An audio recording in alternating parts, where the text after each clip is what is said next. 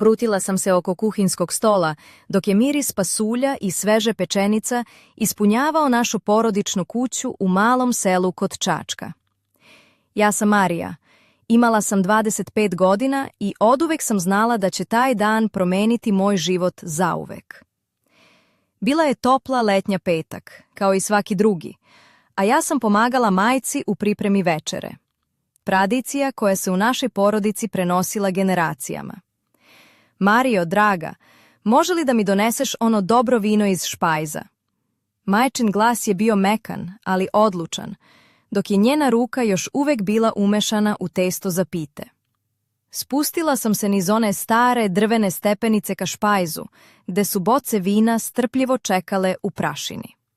U tom trenutku sam čula korake iza sebe. Treba li pomoć? Glas mi je bio poznat, ali nepredvidiv. Okrenem se, a tu je on. Moj ujak Slobodan. Čovek oko 50 let, sa osmehom koji je mogao da zagreje, ali i da izazove nelagodu. Sedu kosu je nosio sa ponosom, a plave oči kao da su krili neku tajnu staru pola veka. Obučen u laku plavu košulju koja je savršeno isticala njegove ramena, izgledao je kao da je upravo izašao iz nekog starog filma. Jel sve u redu, ujače Slobodane? Odgovorila sam dok su mi ruke lagano drhtale. Prišao je i dohvatio bocu sa gornje policije. Naši se prsti dodirnuli, a ja sam osjetila hladan trnac koji mi je prošao kroz kičmu. Miris sandalovine i nečega muškog, nepojmljivog, ispunio je vazduh oko nas. Dozvoli da ti pomognem, rekao je tiho, a njegovi prsti su ponovo dodirnuli moje dok je uzimao bocu. U tom trenutku vreme se kao zaustavilo. Njegove oči su me zagledale s tako neobičnom intenzitetom da sam zaboravila gde sam, ko sam i šta je dozvoljeno. Hvala ti, prošaputala sam, osjećajući kako mi se obrazi pale. Nema na čemu, Mario, reče on. Njegov glas dublji nego što sam pamtila. Večera je prošla kao u magli. Sela sam za teški drveni sto koji je nekada pripadao mojoj babi, dok sam svaki njegov pokret posmatrala kao da je neki tajni jezik. Kada se smejao, gledala sam kako mu se usne blago uvijaju. Kada je govorio, njegove jake, odrasle ruke su gestikulirale s prirodnom gracioznošću. Moja rođaka Jelena, koja je sedela pored mene, lagano me je dodirnula po ruci. Jel ti sve u redu? Deluješ kao da si negde daleko, šapnula je. Sve je u redu, odgovorila sam, primoravajući se da se nasmejem. Samo sam umorna od posla. Ipak, u glavi mi je samo jedna misao odjekivala. Šta se to zaista desilo u špajzu? Da li sam samo maštala ili sam u tom trenutku videla nešto što nije trebalo? Nakon večere, kada se porodica rasterala po terasi da uživa u noćnom povetarcu, Slobodan mi je prišao. Izgledaš drugačije večeras, Mario, primetio je, oslanjajući se na ogradu pored mene. Kako drugačije? Upitala sam, izbegavajući njegov pogled. Zrelije, svesnije sebe, odgovorio je, a ja sam osjetila kako mi se telo trese. Ponekad se pitam kako bi moj život izgledao da sam napravio drugačije izbore. Nastavio je, gledajući u svetla sela daleko ispod nas. Kakav izbor? Usudila sam se da pitam. Oni o ljubavi, strasti, o sledenju srca umjesto razuma. U tom trenutku koraci drugih članova porodice prekinuli su nas. On se tiho udaljio, ostavljajući me sa uraganom osjećanja. Kasnije, u sigurnosti svoje sobe, borila sam se sa mislima koje su me mučile. On je bio moj ujak, 25 godina stariji od mene. Sve je bilo pogrešno, opasno, zabranjeno. A ipak, srce mi je divljalo kad god bi bio blizu. Svakog pogleda i dodira koji smo slučajno razmenili nisam mogla da se rešim. Uzela sam svoj dnevnik, poklon od Slobodana sa mog prethodnog rođendana, i počela da pišem, pokušavajući da razumem svoje osjećaje.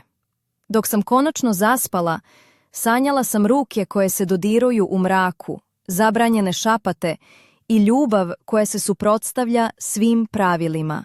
Noć je bila duga, ali u meni je gorela vatra koja me nije ostavljala na miru. Sljedećeg jutra probudila sam se uz zvuk ptica što su pevale na grani stare jabuke ispred naše kuće. Sunce je nežno prosipalo svoje zlatne zrake kroz prozor moje sobe, osvetljavajući stranice dnevnika sakrivenog ispod jastuka. Majčin glas iz kuhinje pozvao me je na doručak, ali ja sam se još uvek osjećala kao da plutam u nekom drugom svetu. Mario, hajde dole, doručak je spreman, rekla je majka kao da ništa neobično nije bilo. U kuhinji miris sveže pečenica i toplog hleba ispunio je vazduh. Tata je čitao novine, a mlađa sestra Jovana je već negodovala zbog škole. Scena kao iz bajke. Osim što sam ja osjećala prazninu u sebi, odsustvo koje mi je stvarala njegova senka. Slobodan će sutra doći na večeru, najavila je majka dok je sipala sok od pomorandže u čaše. Doneće ono njegovo specijalno vino iz špajza. Srce mi je zaigralo, kao da je odjednom počelo da trči maraton u mom grudima. Pokušala sam da sakrijem uzbuđenje, koncentrišući se na kašiku i tost koji sam polako jela. Kako lepo, rekla sam mirnim glasom, iako sam u sebi već planirala svaki pokret te večeri. On uvek ima zanimljive priče, dodala je majka s osmehom. Jovana je napravila grimasu. On je uvek toliko ozbiljan. On je odrastao čovek, draga, ispravila ju je majka, a ja sam se pitala kako to da baš ta zrelost kod Slobodana ima onu neodoljivu, tešku težinu koja mi je slomila srce. Dan je prolazio sporo, kao da je vreme odlučilo da me kazni. Radila sam u porodičnoj knjižari, u samom centru Čačka, ali svaki klijent mi je samo odvlačio pažnju od misli o njemu.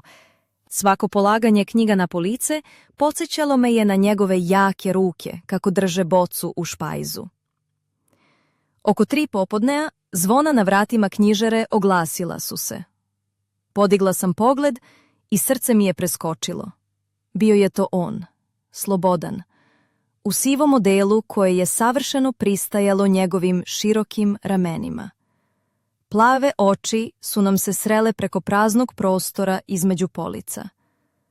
Dobar dan, Mario, rekao je tiho, glasom maznim kao svila. Nadam se da ne smetam. Naravno da ne, odgovorila sam, dok su mi ruke lagano klele. Treba mi knjiga o istoriji Čačka, za jednog klijenta, objasnio je, približavajući se pultu. Dok sam mu pomagala da pronađe traženu knjigu, njegova blizina postajala je gotovo nepodnošljiva. Kada su nam se ruke dodirnule dok smo prenosili jedan težak tom, trnci su mi projurili kroz telo. Izvini, prošaputao je, a njegove ruke nisu odmah otišle.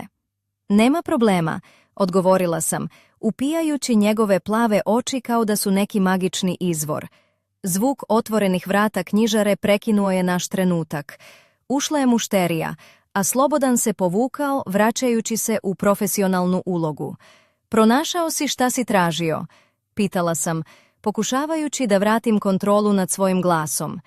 Više nego što sam očekivao, odgovorio je, a osmeh koji je bacio samo meni značio je da tu priču niko drugi ne razume.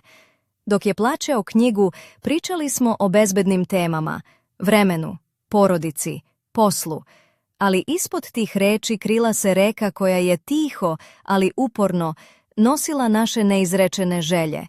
Vidimo se sutra, rekao je kad je izlazio, a pogled mu je obećavao još mnogo više od tih reči. Veče je stiglo s teretom neizvesnosti. U svojoj sobi otvorila sam dnevnik i beležila svaki detalj, svaki pogled, svaki dodir koji je slučajno postao tajna poruka. Stranice su se punile opasnim ispovestima. Dok se spremam za sutrašnji dan, nisam mogla a da ne osjetim kako mi se srce pretvara u lonac vode koji vrelom paru ključa. Veče pred zakazani susret provela sam pred ogledalom u maloj sobi preko puta knjižare. Obukla sam jednostavnu pamučnu haljinu neutralne krem boje, koja je blago prelazila liniju iznad kolena. Haljina je nežno priljubljivala uz struk, otkrivajući prelepe obrise tela, ali bez preterane provokativnosti. Bila je prava merka između prirodnog i zavodljivog. Na nogama su mi bile sandale sa tankim kaiševima, a u ušima mali srebrni minđuši koji su lagano bleštali pod svetlom lampe. Na ruku sam stavila tanku srebrnu narukvicu, poklon od stare bake, koja mi je uvek donosila sreću. Dok sam se pripremala, srce mi je lupalo kao da hoće da pobegne iz grudi. Znam da je svaki detalj važan, svaki pokret, svaki osmeh, svaki trenutak kada će on pogledati u mene. Prirodno, ali sa dozom pažnje koju nisam mogla da sakrijem.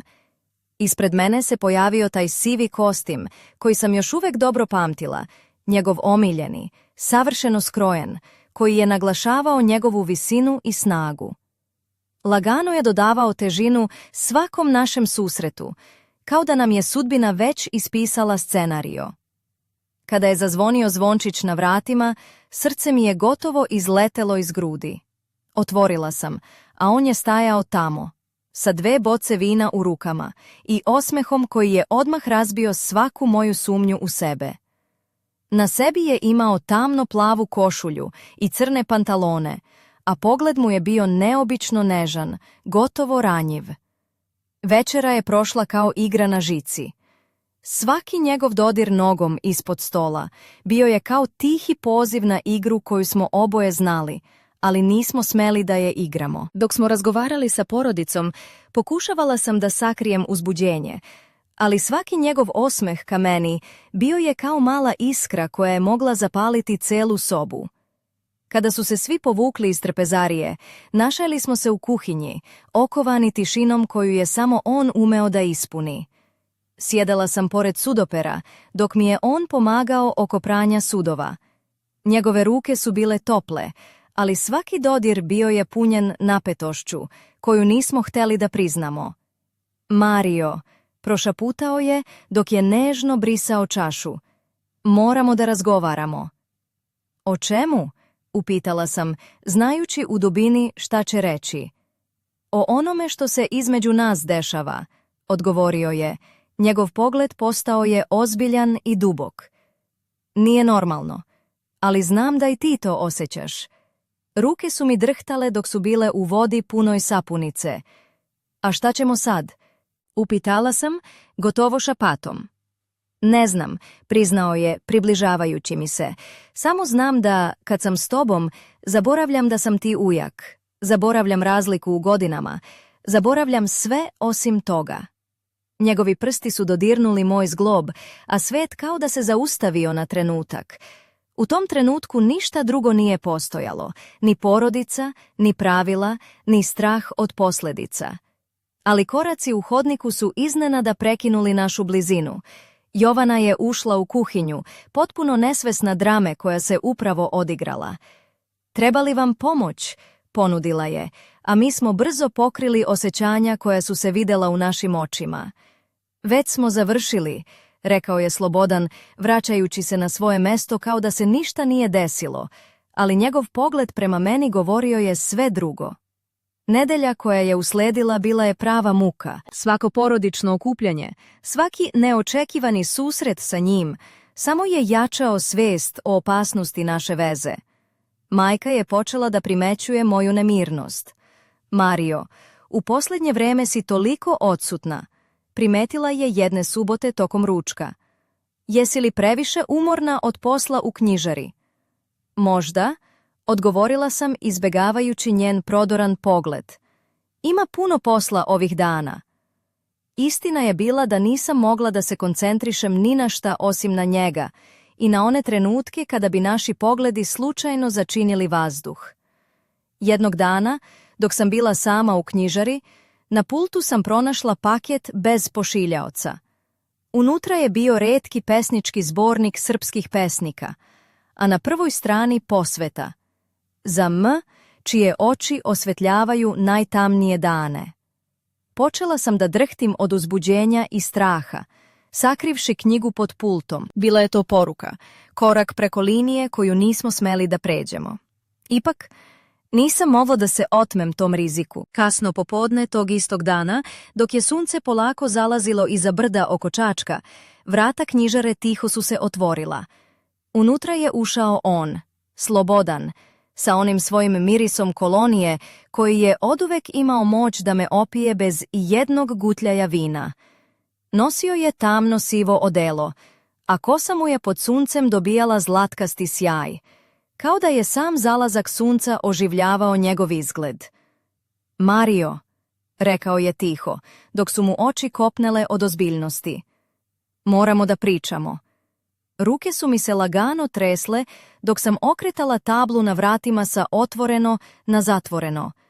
Pratila sam ga u mali kancelarijski prostor na kraju knjižare, gde su se knjige gomilale u visoke stablove kao planine našeg malog sveta. Znam da smo već rizikovali, počeo je stavljajući ruke u džepove svog kaputa, ali moram ti reći nešto što mi već dugo tišti dušu. Sela sam na ivicu stolice, osjećajući kako mi noge lagano klonu. Slobodane, znaš da ovo nije lako, prošaputala sam. Znam, odgovorio je, gledajući me pravo u oči, ali ove reči moraju da izađu. Ja nisam tvoj biološki ujak. Svet oko mene se zamutio. Sve te godine, sva ta zbunjenost, svi oni zagonetni pogledi sada su dobili novo značenje. Kako to misliš? Uspela sam samo da izgovorim, dok su mi kolena postajala sve slabija. Tvoja majka i ja nismo krvno srodni, objasnio je polako, kao da priča o nekoj davnoj bajci. Rasli smo zajedno, u istom sirotištu u Beogradu. Bili smo kao brat i sestra, ali nismo delili krv. Dok je pričao, sve se delovalo kao da konačno spajam delove složene slagalice. On je bio taj koji je bio uz mene kao ujak, ali u stvarnosti bila je to priča o ljubavi bez krvi. Zašto to niko nije znao? Upitala sam, pokušavajući da sakrijem suze koje su mi navirale. Tvoja majka je stidela svoje prošlosti, odgovorio je, a tvoj otac potiče iz porodice koja nikada ne bi prihvatila ovakvu istinu. Bilo je lakše sve sakriti i igrati ulogu savršene porodice. Izvukao je iz fioke staru fasciklu ispunjenu papirima i fotografijama. Na jednoj od njih bila je moja majka kao tinejdžerka, sa dugom crnom kosom i vedrim osmehom, a pored nje mladi Slobodan, sa onim ozbiljnim, ali toplim pogledom. Sada razumeš, zar ne? Pitao je, držeći mi ruku u svojoj. Sve što smo osjećali. Nije bilo biološki zabranjeno, progovorila sam tiho, ali i dalje je moralno teško. Za svet ja sam ujak, rekao je. Za tvoju majku, brat. Ali ja sam te odgajao kao svoju nećaku. I osjećanja koja imamo jedno prema drugom su stvarna. U tom trenutku telefon je zazvonio. Bila je to majka, koja je brinula o mom odsustvu. Moram da idem, rekla sam ustajući iz stolice. Čekaj, zaustavio me je Slobodan. Morate znati da će biti teško, ali ako budemo iskreni, možda postoji šansa da izađemo iz ovoga kao pobednici. Dok sam izlazila iz knjižare, misli su mi bile kao oluja koja se ne stišava. Sve što sam znala o porodici, ljubavi i moralu sada je bilo na ispitivanju. Nisam ni slutila da će večeras jedna nepoznata žena zakucati na vrata i doneti tajnu koja će uništiti sve što sam mislila da znam. Kasno uveče, dok je vetar lagano šuškao kroz grane lipe ispred kuće, čula sam zvonce na vratima. Srce mi je ubrzano kucalo, kao da je već znalo šta će se desiti. Otvorila sam, a predamnom je stajala žena u crnom kaputu, sa oštrim, prodornim očima koje su kao da su mogle da pročitaju svaku moju tajnu. Na ruci je držala kovertu, žutu i blago izmaštanu, kao da je čekala ovaj trenutak godinama. Gospođo Mario, rekla je hladnim glasom, moram da razgovaram sa Slobodanom. Ovo je veoma važno. Još uvek nisam mogla da verujem šta se dešava. Ko je ona? Zašto baš sad? On nije ovde, odgovorila sam pokušavajući da sakrijem strah u glasu. Znam, odgovorila je ona, ali moramo da pričamo o njemu, o vama i o tajni koju ni jedan od vas još ne zna. Uzela je kovertu iz ruke i pružila mi je. Ovo je za tebe, dodala je, a oči su je zablistale misterioznim sjajem.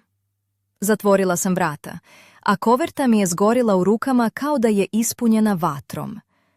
Unutra je bio dokument sa starim pismima i fotografijama, ali i poruka. Istina koja će promijeniti sve što mislite o svojoj porodici. Ruke su mi se drhtale dok sam čitala, a svako slovo je kao da je razbijalo zidove mog sveta. Sećala sam se reči Slobodana, ali sada je sve dobijalo novi, mračniji smisao.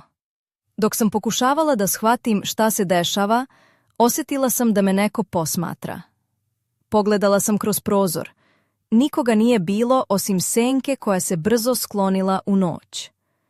Da li je ovo igra sudbine ili je neko zaista pratio svaki naš korak? Pitanja su mi se nizala u glavi kao nezaustavljivi lavirint. Telefon je zazvonio, broj koji nisam poznavala. Uzdrtala sam, ali sam uzela slušalicu. Mario? Čuo se tih glas. Ako želiš da saznaš pravu istinu, morat ćeš da me sretneš sutra u ponoć, kod starog mosta na obodu sela. Zatvorila sam oči i duboko udahnula.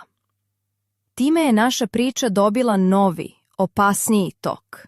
Bilo je jasno, ovo nije kraj, već početak nečega što će nas sve uništiti ili spasiti. Sa osjećajem koji je bio mešavina straha i uzbuđenja, spremila sam se za noć koja će promijeniti sve što sam mislila da znam o ljubavi, porodici i tajnama koje kriju srca ljudi oko mene. Noć je pala kao gusta zavesa nad selom, a ja sam stajala na ledenoj obali Morave, gde se stari kameni most uklapao u mrak kao čuvar davno zaboravljenih tajni. Vetar je nosio miris vlažne zemlje i nešto što nisam mogla da definišem, mešavinu straha i neizvesnosti. Drhtala sam, ne samo od hladnoće, već i od uzbuđenja koje me je guralo da ostanem. Tihi koraci odzvanjali su pored mene i kad sam se okrenula, video sam ga, Nikolu, čoveka koga nisam poznavala, ali čiji su oči bile pune znanja i tajni. Obučen u staru kožnu jaknu, sa sivom kosom koja mu je padala preko čela, delovao je kao neko ko je video previše sveta i nosio teret koji je retko ko mogao da razume. Mario, rekao je tiho, znam sve o tebi i Slobodanu. Znam i za knjigu koju si dobila. Ovo nije slučajnost. Pokazao mi je fotografije na svom telefonu, slike iz daleke prošlosti, porodične albumi koje je neko pažljivo sakrivao. Bilo je tu i pisama i dokumenata koji su govorili o skrivenim vezama koje su moju porodicu povezivale sa tajnama mnogo dubljim od onoga što sam ikada mogla da zamislim. Tvoja majka nije bila jedina koja je krila tajne, nastavio je. Postoje ljudi koji ne žele da ovo izađe na videlo. Zato sam ovde, da ti pomognem da saznaš istinu pre nego što bude prekasno. Dok je govorio, osjećala sam kako mi srce lupa sve jače, a se bori da uhvati svaki detalj. Nikola nije bio samo slučajni stranac, bio je ključ koji je mogao da otvori vrata koje sam godinama izbegavala. A šta ako je istina opasnija od laži koje smo do sada znali? Upitala sam, dok sam pokušavala da sakrijem strah u svom glasu. Tada ćeš morati da odlučiš šta je važnije, ljubav ili istina. Odgovorio je, dok je mesečina obasjavala njegov ozbiljan izraz. Tog trenutka iz mraka se pojavila senka, neko ko nas je posmatrao od početka. Moje srce je stalo, ali Nikola je mirno stavio ruku na moje rame. Nisi sama, šapnuo je, a ja sam osjetila kako se strah polako menja u snagu. Noć je postala naša saveznica, a ja sam znala da će sutrašnji dan doneti odgovore koji će mi promeniti život, ali i testirati granice onih osjećanja koja su me do sada vodila. Sunce je tek počelo da se probija kroz maglu koja je nežno pokrivala ulice Čačka, kada sam zakoračila unutar stare porodične knjižare. Još uvek su mi misli bile preplavljene noćašnjim susretom sa Nikolom, a u ruci sam držala onaj pesnički zbornik sa posvetom koji je sada izgledao kao ključ svih naših tajni. Dok sam kretala prema pultu, ugledala sam Slobodana kako ulazi u radnju. Obučen u tamno-sivo odelo, nosio je tešku, ali neodoljivu auru ozbiljnosti. Njegove plave oči su odmah pronašle moje i u tom trenutku nismo morali ništa da kažemo da bismo razumeli težinu situacije. Mario, rekao je tiho, čini mi se da smo upravo ušli u nešto mnogo veće nego što smo zamišljali. Pokušala sam da sakrijem uznemirenost, ali osjetila sam kako mi ruke lagano drhte. Niko nije rekao da će biti lako, odgovorila sam, ali moramo da saznamo istinu, bez obzira na cenu. Zajedno smo sedeli iza pulta dok su nam reči teško slazile sa usana, a svaka reč kao da je otkrivala nove slojeve porodičnih zamki. Slobodan mi je pričao o svojoj mladosti, o vezama koje je imao sa mojom majkom i ljudima koji su u senci držali tajne viših vrednosti i starih obaveza. Ponekad sam se pitao da li je sve ovo bila igra sudbine ili samo niz nesrećnih događaja, rekao je, dok je njegov pogled padao na pod. I ja se pitam, odgovorila sam, ali sada znam da moramo da budemo spremni na sve. U tom trenutku vrata knjižare su se ponovo otvorila, a ja sam osjetila kako mi se srce stiska. Ušao je stari prijatelj porodice, gospodin Pavle, čovjek čija je mudrost i znanje bili poznati širom Čačka. Čula sam da tražite odgovore, rekao je lagano, kao da je čitao naše misli. A odgovori koje tražite mogu da promene sve što ste znali o sebi i svojoj porodici. Sedeli smo tako satima dok je Pavle pričao o davnoj tajni koja je vezivala naše porodice, o ljubavi i izdajstvu, o žrtvama koje su ljudi pravili da bi sačuvali ono što smo sada počeli da dovodimo u pitanje. Kada je napokon otišao, ostala je tišina ispunjena novim strahom, ali i novom snagom. Znali smo da će sutra doneti nove izazove, ali i šansu za istinu koju smo dugo čekali. Ipak, u dubini duše osjećala sam da nismo sami u ovoj igri. Neko nas je posmatrao, neko ko nije želeo da se sve ovo otkrije i ko će učiniti sve da nas spreči. Tada mi je stigla poruka, bez imena, samo jedna reč. Pazi. Svetlost dana polako je gasla, a noć je obećavala da će doneti nove tajne i opasnosti. Nebo iznad Čačka bilo je oblačno i teško, kao da je i samo osjećalo težinu tajni koje su se spletale oko mene i Slobodana. Kuća u kojoj sam odrasla, sa svojim starim drvenim prozorima i mirisom lavande iz bašte, sada mi se činila kao zatvor u koji sam nenamerno dospela. Toga dana sam se odlučila za jednostavnu, ali elegantnu kombinaciju. Belu košulju, blago otvorenog vrata i pantalone tamno-plave boje koje su savršeno isticale moje obline. Na nogama su mi bile kožne baletanke, a jedina ukrasa bio je tanak lanac sa malim priveskom u obliku srca, poklon od majke koji sam čuvala kao svetinju. Dok sam sedeći u dnevnoj sobi pregledala stare porodične albume, osjetila sam hladan naboj u vazduhu. Njegov korak, tih i odlučan, bio je poznat kao da odzvanja u svakom kutku mog bića. Slobodan je ušao u sobu, bez reči, zagledan u jednu od fotografija na zidu. Njegove plave oči bile su mračne, pune tuge i odlučnosti. Mario, rekao je tiho, mislim da nam je neko ostavio poruku. Uzeo je sa stola staru kovertu, onako izmaštanu i prašnjavu, koja je stigla ranije tog dana. Na poleđini je bio ispisan samo jedan znak, tajanstveni simbol koji nisam mogla da prepoznam. Ko može želeti da nas upozori? Upitala sam, dok mi je glas drhteo od uzbuđenja i straha. Ne znam, odgovorio je, ali jedno je sigurno.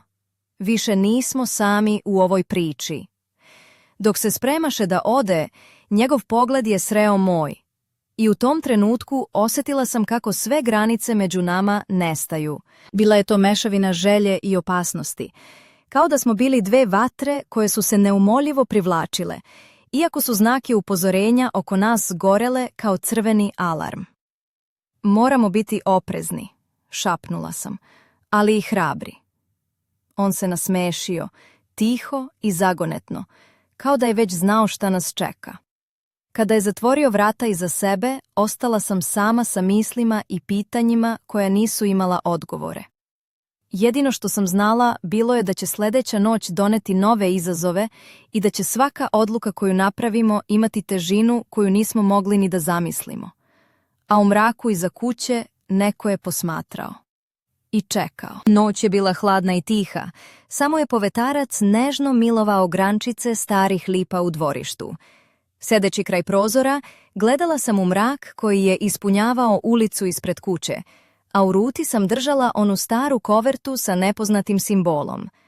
Srce mi je lupalo kao ludo, svesno da svaka odluka koju napravim može promeniti sve. Iznenada, telefon je zazvonio. Na ekranu nije bilo broja, samo reč nepoznato. Uzdrhtala sam, ali sam prihvatila poziv. Mario, čuo se tih, ali oštar glas s druge strane. Ako želiš da saznaš istinu, moraš doći na staru tkaračku fabriku u ponoć. Tamo će sve biti otkriveno. Ko ste vi? Upitala sam, ali odgovor nisam dobila. Poziv se prekinuo. Srce mi je bilo u grlu, ali znala sam da nemam drugog izbora. Dok sam se spremala, obukla sam crnu haljinu koja mi je padala do iznad kolena, sa blagim dekolteom koji je otkrivao nežnu kožu vrata. Na nogama su bile visoke, ali tanke potpetice, koje su mi davale osjećaj snage i samopouzdanja. Kosu sam prepustila da pada u blage talase, a jedini nakit bio je srebrni prsten koji mi je Slobodan poklonio. Kada sam stigla do fabrike, mrak je kao da gutao sve oko mene. Zgrada je bila napuštena, sa prozorima koji su ljuljali u rđavim ramovima, a zvuci kapljica koje su padale sa krova odzvanjali su u tišini. Unutra me je dočekao samo jedan čovek, Nikola. Njegove oči su bile pune ozbiljnosti i tihe odlučnosti. Vreme je, rekao je, da saznaš sve što je sakriveno. Dok mi je predao staru kutiju ispunjenu papirima i fotografijama, osjetila sam kako mi sve misli dolaze na svoje mesto, ali i kako opasnost raste. Nismo znali ko nam je sve vreme bio u senci, plijen naše priče, ali sada smo bili u igri koja nije imala povratka. Dok sam otvarala kutiju, u mrak je odjeknuo zvuk koraka. Neko nije bio sam u fabrici. Ko je tamo? Uzviknula sam, a srce mi je divljalo. Tišina je odgovarala, ali oči su mi se prilagodile mraku i ugledala sam siluetu koja se približavala. Sudbina naše priče nije bila više u našim rukama. Lavirint tajni tek je počeo. Silueta se polako približavala, a u mraku sam prepoznala njegov korak, Slobodan. Njeskogova lica bila je ozbiljna, ali u očima se video plamen koji je govorio da je spreman na sve. U ruci je držao nešto što je blistalo u slaboj svetlosti. Mali starinski ključ. Ovo je ono što smo tražili, rekao je tiho dok je stavljao ključ na sto. Otvara vrata prošlosti koja će nam otkriti sve tajne. Dok sam dodirivala hladni metal ključa, osjetila sam kako mi kroz telo prolazi struja. U tom trenutku svet oko nas kao da je stao, a vreme je postalo samo senka prošlosti i budućnosti koja se sudaraju. Šta ćemo učiniti kada saznamo istinu? Upitala sam, gledajući ga pravo u oči. Moramo biti spremni, Mario, odgovorio je, jer neke istine mogu da slome ono što smo mislili da je čvrsto. Dok smo zajedno otvarali stara vrata u uglu fabrike, zakoračili smo u mrak koji je krio mnogo više od tajni. Tamo su se krila naša najdublja osjećanja i najopasnije zabrane. I baš kad smo pomislili da smo pronašli sve odgovore, svetlo je iznenada slabo zasijalo na jednom starom prašnjavom papiru. I na njemu jedna reč – izdaja. Tada je vrata iza nas silovito otvorila nepoznata osoba, a njihov hladni osmeh obećao je da ni jedna tajna više neće ostati skrivena. Naš život se zauvek promenio, a pitanje koje je odjeknulo u praznom prostoru bilo je jedno: ko je izdajnik? I tako, naše putovanje u svet ljubavi, zabrana i porodičnih tajni tek počinje,